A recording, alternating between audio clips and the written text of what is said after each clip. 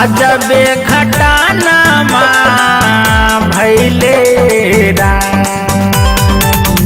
बूढ़ रहे वही दीना माता। अजबे घटाना भैले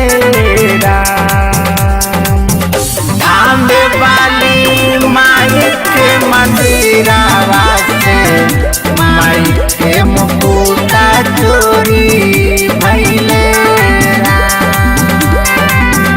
धामे वाली माई के मंदिरवा से माई के गहना चोरी भैले।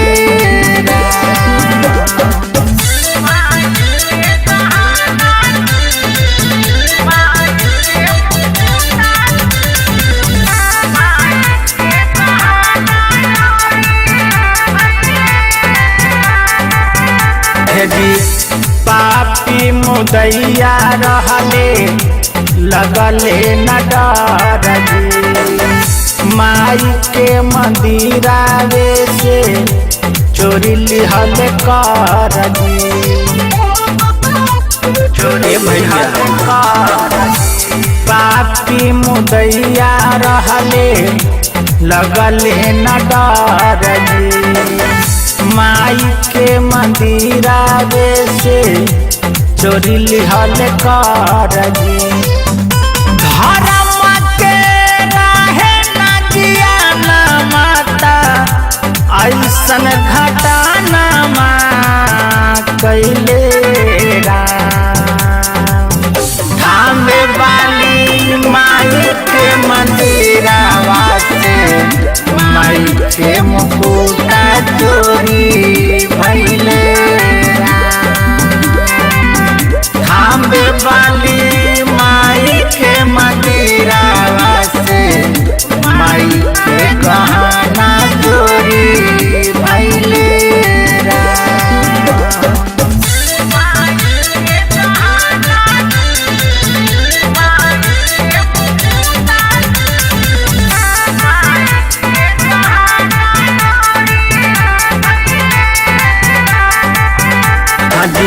कैसन खाना दान कुल के राहे मुदैया तन को सज्ञान नासी खैले बाप माइया खैले बाप माइया।